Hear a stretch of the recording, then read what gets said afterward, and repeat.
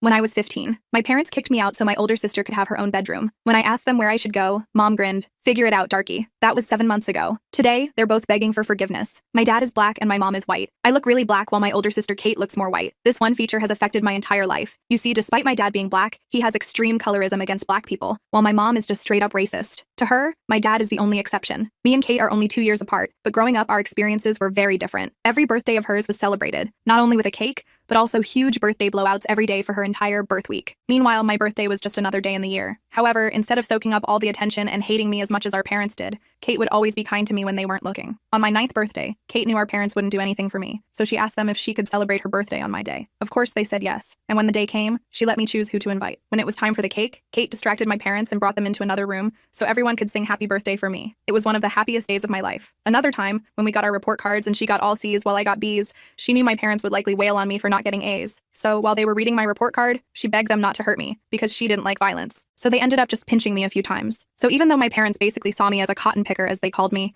I still felt lucky because Kate was always there until one day when she turned her back on me. It was her 17th birthday. I woke up to the sound of not just my mom, not just my dad, but my entire family throwing all of my belongings into boxes. Your sister said all she wants for her birthday is her own room. Sorry, is the first thing my dad said when I asked what was going on. My eyes widened, and I asked them where I was supposed to go because there were no other rooms in the house. My mom chimed in, I don't know. You have phone numbers of friends and family. Figure it out, darky. Tears filled my eyes, and I looked over at Kate, who refused to make eye contact with me. Her entire body was tense. It took almost half an hour of convincing before I finally believed it wasn't some weird prank. I immediately started to howl with a deep sadness because the one thing I was holding on to, the one ally I had in the house, had abandoned me. And even as I curled into a ball and started to rock back and forth with a loneliness that I can't describe with words, they ignored me, just kept packing. By this point, my flight or fight kicked in. I numbed my emotions before walking out and calling the only other family member I trusted, my aunt, on my dad's side. After Kate's betrayal, I had no idea what she'd say, but she immediately said I could come over and stay for as long as I needed. I didn't eat breakfast that morning, didn't even give Kate her gift, just took the boxes, ordered an Uber, and left. But on the way there, Kate called me. I was filled with hate as I saw her name pop up on the screen, but picked up anyway. I'm so sorry, please don't hate me. My eyebrows furrowed, and I went completely silent. Are you alone right now? She asked. I told her yes. Kate didn't say anything else. She just turned on FaceTime and showed me a pregnancy test, with 2 pink lines. It was hers. I gasped. Lily, I'm pregnant. I don't want to tell mom and dad yet because, well, you know how they can be, but I don't want you to be home when they find out. I thought back to the time when Kate came home with a hickey. My parents shouted at me for almost an hour,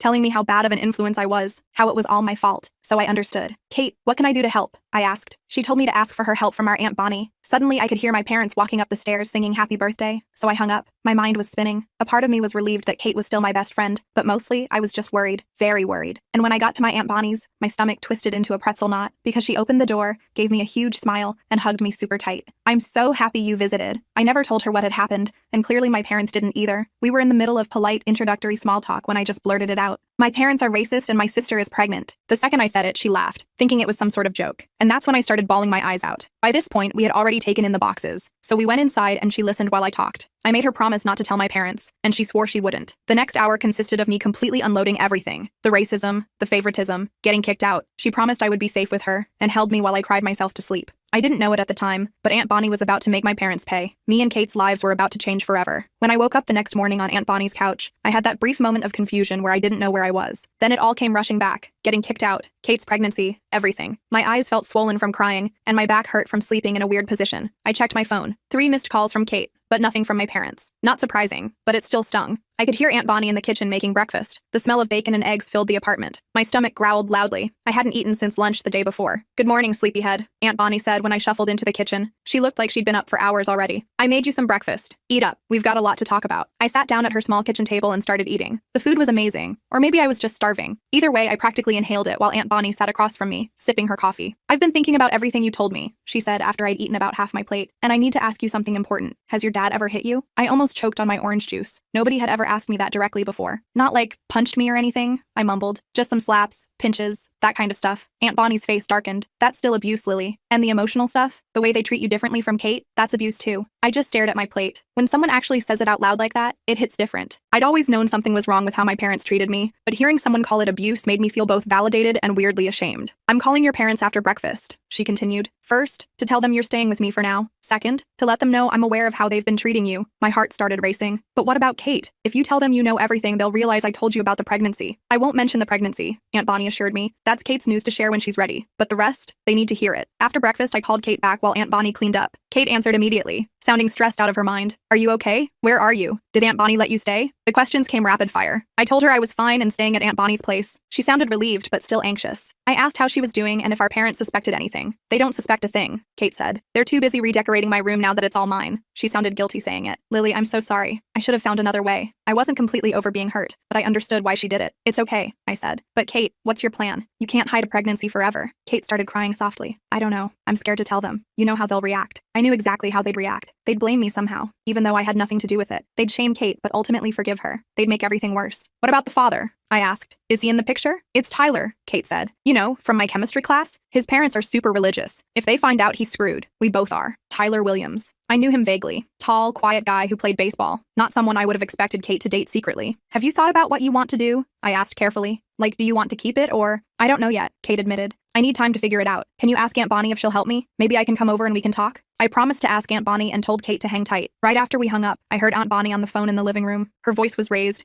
and even though I couldn't make out every word, I could tell she was laying into someone, my parents probably. I sat on the edge of the bed in Aunt Bonnie's spare room where she'd moved my boxes. Part of me wanted to eavesdrop, but another part was scared to hear what she was saying. After what felt like forever, the apartment went quiet. A minute later, Aunt Bonnie appeared in the doorway. Well, I just had a nice chat with your father, she said, her voice dripping with sarcasm. He claims they didn't kick you out, just suggested you might want to stay with friends for a while. I snorted. Yeah, right. They literally packed all my stuff. I know, Aunt Bonnie said, sitting down next to me. Your dad's always been good at rewriting history, but I made it clear you're staying with me for now, and we'll be having a family meeting soon to discuss how they've been treating you. My stomach dropped. A family meeting? With them? Do we have to? Eventually, yes, she said, but not right away. First, I want to get you settled here, and I get the feeling there's something you want to ask me. I nodded. Kate wants to know if she can come over to talk to you. About, you know, her situation. Aunt Bonnie smiled. Of course she can. Tell her to come over tomorrow after school. I'll make sure to be home early from work. The rest of that day was weird but nice. Aunt Bonnie helped me unpack my stuff in her spare room. It was small but way nicer than sharing with Kate. I had my own desk, a queen-sized bed, and actual privacy. Aunt Bonnie even took me shopping for some decorations to make the room feel more like mine. While we were out, I kept checking my phone. No messages from my parents. Not even a, "Are you okay?" or "We miss you." Just silence. Kate texted that she'd come over tomorrow around 4 p.m. to talk to Aunt Bonnie. That night, Aunt Bonnie ordered pizza and we watched movies on her couch. It felt so normal, like what I imagined other families did regularly. No walking on eggshells, no feeling like a burden just for existing, just relaxing and enjoying each other's company. You know, Aunt Bonnie said during a quiet moment, I always wanted kids of my own. Never worked out that way. But having you here, it's nice. I didn't know what to say to that, so I just smiled and focused on the movie. But something warm settled in my chest. For the first time in ages, I fell asleep feeling safe. The next day was a Tuesday. Aunt Bonnie had to work, but she left me a key and said to make myself at home. I spent the morning exploring her apartment and the afternoon doing some homework I'd brought with me. At 3:30, I started getting anxious about Kate's visit. Kate showed up right at 4, looking nervous but relieved to see me. We hugged for a long time in the doorway before I pulled her inside. This place is nice, she said, looking around. Aunt Bonnie's not home yet? She should be here any minute, I said. Want some water or something? Kate nodded and followed me to the kitchen. She looked pale and tired, like she hadn't slept well. We sat at the kitchen table in awkward silence for a few minutes before she spoke. Mom and Dad think I'm at debate team practice, she said. They don't suspect anything yet, but Mom made a comment about me gaining weight this morning. I almost had a panic attack. Before I could respond, we heard keys in the door. Aunt Bonnie walked in, still in her work clothes, carrying a bag of groceries. Her face lit up when she saw Kate. There's my other niece, she said warmly, setting down the groceries to give Kate a hug. Kate burst into tears the moment Aunt Bonnie's arms went around her. The next hour was intense. Kate told Aunt Bonnie everything. About Tyler, about being 8 weeks pregnant, about being terrified of our parents finding out. Aunt Bonnie listened carefully, asking questions, but never judging. Have you decided what you want to do? Aunt Bonnie asked gently. Kate shook her head. I don't know. I'm only 16. I'm supposed to go to college next year, but I also don't know if I could go through with an abortion. She started crying again. An adoption? I don't know. You have options, Aunt Bonnie said, and time to decide. But first, you need to see a doctor. Make sure everything's okay. I can take you if you want. Kate nodded gratefully. Could you? I'm scared to go alone, and I can't ask Mom. Of course, Aunt Bonnie said. And Kate, whatever you decide, I'll support you, even if your parents don't. Kate looked at me then, her eyes still wet with tears. I'm so sorry about what happened, Lily. I just panicked. I thought if they found out while you were still there. It's okay, I said, meaning it this time. I get it. And honestly, it's better here anyway. After Kate left, promising to text us about setting up a doctor's appointment, I helped Aunt Bonnie make dinner. My mind was spinning with everything that was happening. Kate's pregnancy, my new living situation, the inevitable confrontation with my parents that Aunt Bonnie was planning. Aunt Bonnie, I said as we chopped vegetables, what's going to happen when my parents find out about Kate? She sighed. I don't know, honey, but we'll face it together, all three of us. The next week was surprisingly peaceful. I settled into a routine at Aunt Bonnie's place. She'd wake me up for school, drop me off on her way to work, and pick me up afterward. We'd make dinner together, watch TV, and talk. She asked me questions about my interests, my friends, my classes, all the normal stuff parents are supposed to care about, but mine never did. Kate came over a few times after school, supposedly for debate team research. Aunt Bonnie took her to a doctor's appointment, confirming she was indeed about 9 weeks pregnant. Kate was still undecided about what to do,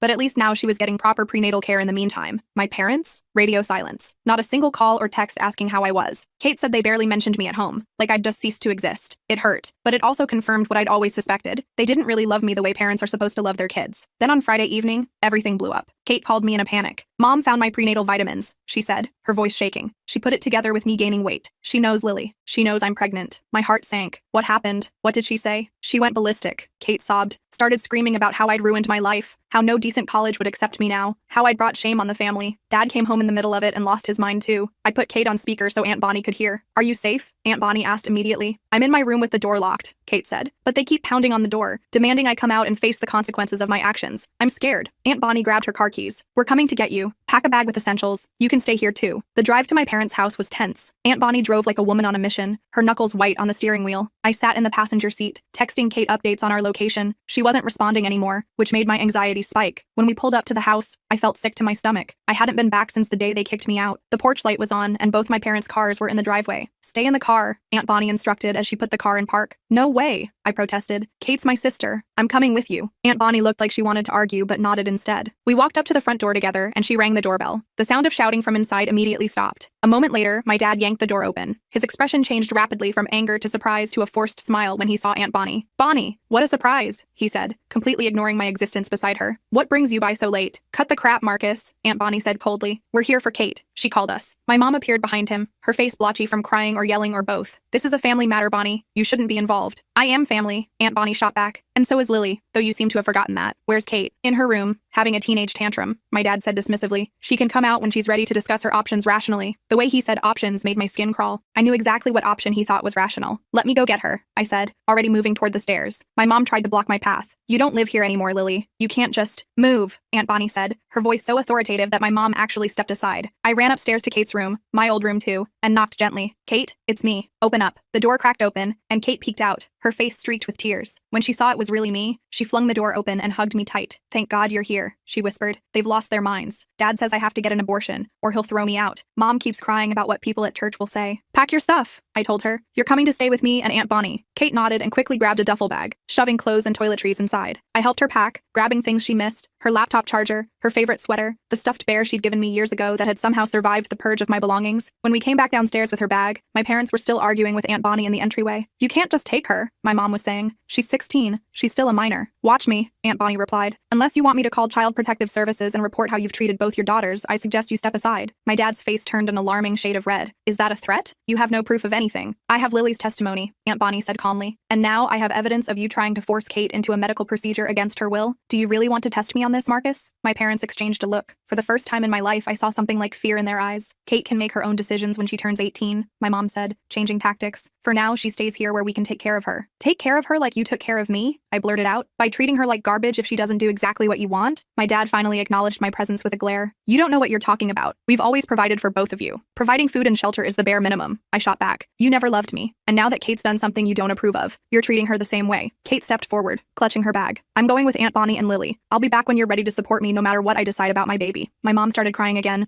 but it felt manipulative rather than genuine. Kate, please, think about your future. I am thinking about my future, Kate said firmly. And right now, it's not here. We walked out of the house together, my parents too shocked to physically stop us. As we drove away, I looked back to see them standing in the doorway, watching us go. They looked small and pathetic somehow, no longer the towering figures of authority they'd been in my mind for so long. The next few days were adjustment. Kate took my bed while I slept on the pull-out couch. Aunt Bonnie's small apartment felt crowded with 3 people, but also warm and safe in a way our parents' house never had. My parents called Kate's phone constantly for the first 2 days, alternating between threats and tearful pleas for her to come home. She eventually turned off her phone to get some peace. They didn't call me once. On the 3rd day, I was alone in the apartment while Aunt Bonnie was at work, and Kate was at her follow-up doctor's appointment. The doorbell rang, and when I looked through the peephole, I nearly had a heart attack. My parents were standing there. I called Aunt Bonnie immediately. They're here, I whispered into the phone. Mom and Dad are at the door. Don't let them in, she said firmly. I'm leaving work now. I'll be there in 20 minutes. The doorbell rang again, followed by pounding. Lily, we know you're in there, my dad shouted. Open this door right now. I stayed quiet, hoping they'd give up and leave. They didn't. After a few minutes, I heard a key in the lock. The door swung open, revealing my parents. My dad was holding a key. Aunt Bonnie gave us a spare key once when she went on vacation, he explained, his voice calmer now. In case of an emergency with her plants and mail. I backed away from them. This isn't an emergency. You need to leave. My mom stepped inside, looking around the apartment. Where's Kate? We need to talk to her. She's not here, I said truthfully. And I already called Aunt Bonnie. She's on her way home. My dad sighed heavily. Lily, this has gone far enough. You've made your point. But Kate needs to come home now. She's still a minor, and what Bonnie's doing could be considered kidnapping. She didn't kidnap anyone, I snapped. Kate chose to leave because you were forcing her to get an abortion. We weren't forcing her, my mom said, though her eyes slid away from mine. We were just trying to help her see the right choice. The right choice according to who? You? I was furious now. It's her body, her baby, her choice. My dad took a step toward me, and I instinctively stepped back. Something flashed in his eyes. Hurt, maybe, that I was afraid of him. Good. He should feel bad. This isn't about you, Lily, he said. You always make everything about yourself. I couldn't believe what I was hearing. Are you serious right now? You kicked me out of the house for Kate's birthday. You've treated me like I'm nothing my entire life. And now you have the nerve to say I make everything about myself? Before they could respond, the apartment door flew open again. Aunt Bonnie stood there looking furious. Behind her was Kate, her face pale with shock at seeing our parents. Get out of my apartment, Aunt Bonnie said to my parents, her voice deadly calm. Not without Kate, my dad replied, turning to look at my sister. Come on, Kate. This has gone on long enough. Come home where you belong. Kate moved to stand beside me and Aunt Bonnie. I'm not going anywhere with you. Not until you accept that this is my decision to make. My mom started crying again. Kate, please. We just want what's best for you. No, you want what's easiest for you, Kate shot back. What's best for your reputation. You don't care about what I want or need. That's not true, my dad protested. We love you. Like you love Lily? Kate asked pointedly. That shut them up. They looked at me, then at each other, clearly not knowing how to respond. Aunt Bonnie stepped forward. I think it's time we all had that family meeting I mentioned. Sit down, both of you. She gestured to the couch. Surprisingly, my parents sat. Maybe they were shocked by Aunt Bonnie's authority, or maybe they finally realized the seriousness of the situation. Either way, for the next 2 hours, we talked. Really talked. Kate explained how terrified she was when she found out she was pregnant, how she knew our parents would react badly. I told them how their treatment had affected me all my life. The birthdays, the report cards, the constant feeling of being less than. Aunt Bonnie shared her perspective as an outsider who had watched their behavior for years without saying anything, something she now regretted. My parents mostly listened, occasionally trying to defend themselves but getting shut down quickly. By the end, my mom was crying for real, not the manipulative tears from before. My dad looked like he'd aged 10 years in one afternoon. I didn't realize, he said finally, his voice rough. I didn't see what we were doing. Bull, Aunt Bonnie said flatly. You saw. You just didn't care. The question is whether you care now. My mom looked at me through her tears. Lily, I'm so sorry. We've been terrible parents to you. It was the first genuine apology I'd ever heard from her. I didn't know what to do with it. Part of me wanted to accept it immediately, to have the loving parents I'd always wanted. Another part wanted to tell them to go to hell. Sorry doesn't fix 16 years, I said eventually, but it's a start. The conversation shifted to Kate and her pregnancy. Our parents were still clearly unhappy about it, but they stopped pushing for an abortion. Instead, they actually listened as Kate talked about her options,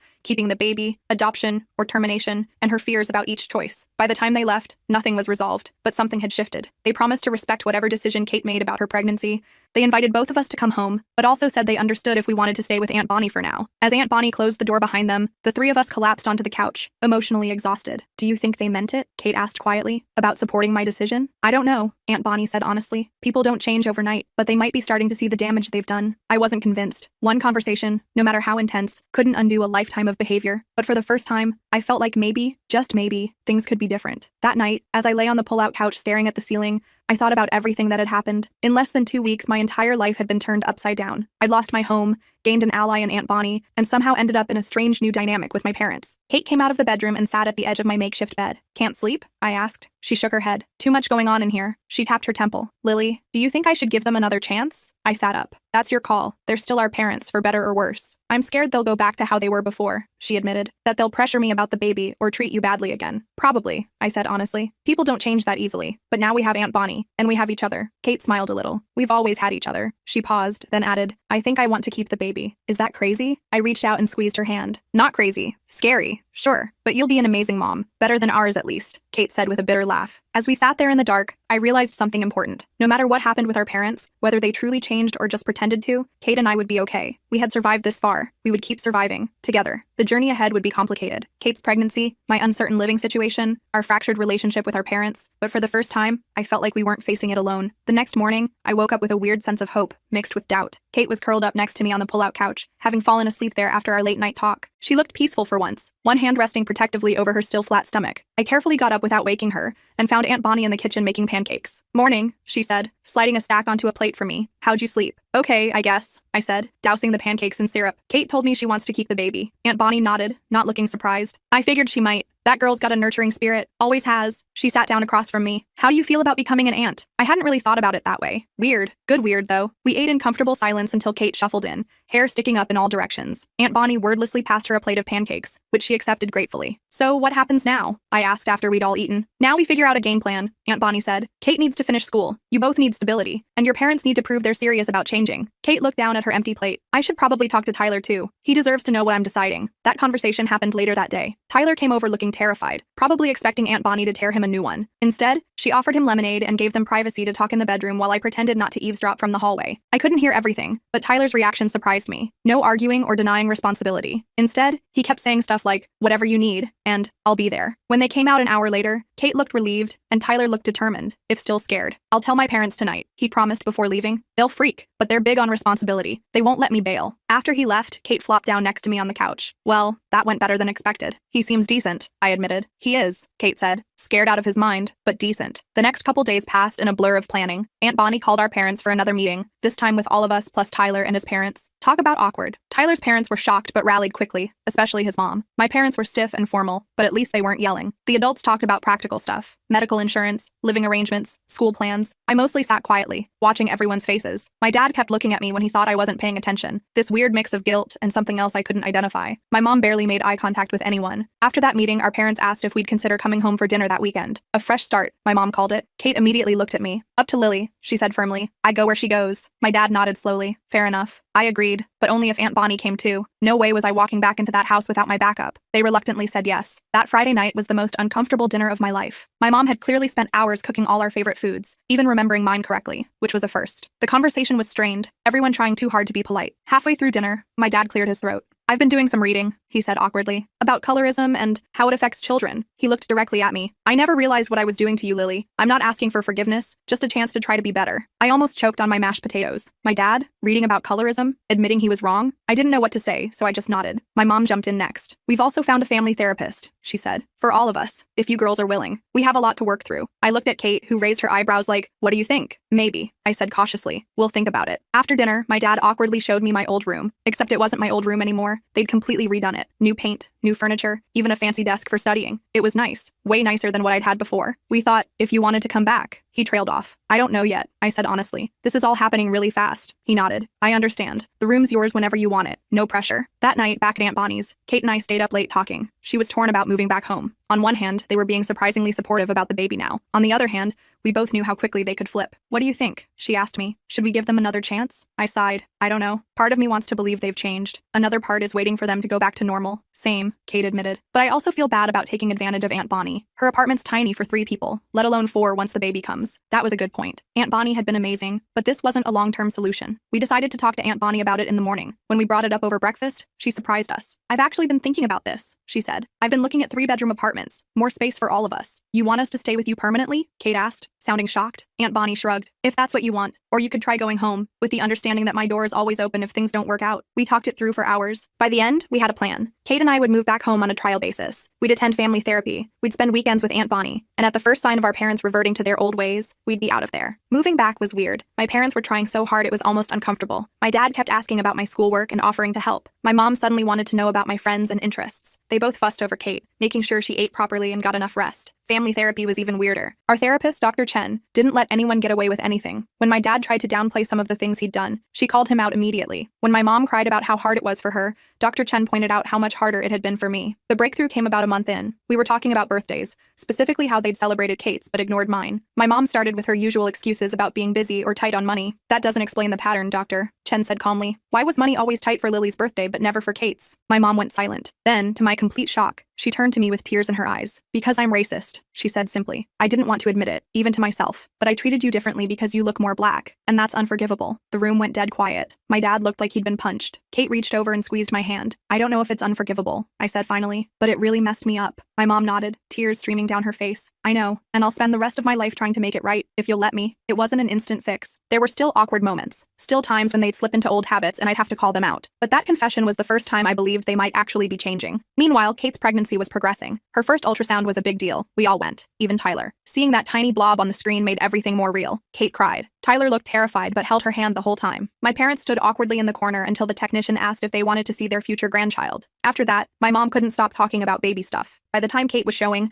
our family had fallen into a new routine. It wasn't perfect, but it was better. My parents were trying consistently. I was cautiously letting them back in. Kate was glowing despite the morning sickness and swollen ankles. We still spent every other weekend with Aunt Bonnie. Those weekends became my favorite. Just the three of us hanging out, watching movies, talking about everything and nothing. Aunt Bonnie never pressured us about our parents. She just listened and offered advice when asked. One Saturday at Aunt Bonnie's, Kate grabbed her stomach suddenly while we were watching TV. My heart nearly stopped until she laughed. "The baby's kicking!" she exclaimed. "Here, feel." She grabbed my hand and placed it on her rounded belly. Sure enough, I felt a little thump against my palm. It was the weirdest, coolest thing I'd ever experienced. "Hey in there," I said to Kate's stomach. "I'm your Aunt Lily. Can't wait to meet you." Kate smiled so big I thought her face might split. "I found out yesterday," she said. "It's a girl, a niece. I was going to have a niece." Something about that made everything more real. "Have you thought about names?" Aunt Bonnie asked. Kate nodded. "I like Bonnie Lily Williams." She looked at us shyly. "After my two favorite people." I didn't cry. I absolutely did not cry. Okay, maybe I cried a little. When we told our parents the baby's name, my mom actually hugged me. Not a stiff, formal hug, but a real one. "She'll be lucky to have you as her aunt," she said softly. The months flew by. Kate finished her first semester of community college with decent grades despite everything. Tyler got a part-time job and saved every penny for the baby. My parents converted their home office into a nursery, painting it yellow because Kate didn't want pink. Aunt Bonnie knitted enough baby blankets to survive a nuclear winter. I focused on school too, getting straight A's my senior year. When college acceptance letters started arriving, my parents were genuinely excited for me. They even threw me a small party when I got into my first choice, the first real celebration they'd ever given me. It felt good, if a little surreal. Kate's water broke 2 weeks early, right in the middle of my graduation ceremony. One minute I was walking across the stage to get my diploma, the next my dad was frantically waving from the audience. We rushed to the hospital, still in my cap and gown. The labor was long, 16 hours of Kate alternating between crying, screaming, and threatening to murder Tyler if he ever touched her again. We all took turns sitting with her, me, my parents, Tyler, his parents, Aunt Bonnie. By hour 15, we were all exhausted. But then, suddenly, it was happening. The doctor was telling Kate to push, and a few minutes later, a tiny crying human was placed on Kate's chest. Bonnie Lily Williams was 6 pounds, 7 ounces of perfect. She had Kate's nose, Tyler's chin, and skin a shade between theirs. My parents cried when they held her. So did Aunt Bonnie. So did I, if I'm being honest. That night, after everyone else had gone home or to the cafeteria, it was just me and Kate in the hospital room. Kate was dozing while I held baby Bonnie. "Hey there," I whispered to my niece. "You caused quite a stir. You know that? Changed everything." And she had. Looking at her tiny face, I realized how much had shifted in less than a year. Kate and I had gone from sisters surviving our parents to actual family. My parents had gone from people I feared and resented to people I was cautiously starting to trust. Aunt Bonnie had gone from a distant relative to one of the most important people in my life. None of it was perfect. My parents still slipped up sometimes. Family therapy was still a weekly necessity. Kate and Tyler were still figuring out co-parenting while finishing high school. I still had moments of doubt about forgiveness. But looking at baby Bonnie, I knew we'd figure it out. All of us. Together. As if sensing my thoughts, baby Bonnie opened her eyes and looked right at me. I swear she smiled, though the rational part of me knows newborns don't really smile. In that moment, I felt this fierce protectiveness wash over me. This little girl would never know what it felt like to be unwanted or unloved. She would grow up surrounded by people who adored her, including a mom, grandparents, and an aunt who had learned the hard way what family should be. "You're going to be fine," I whispered to her. "We all are."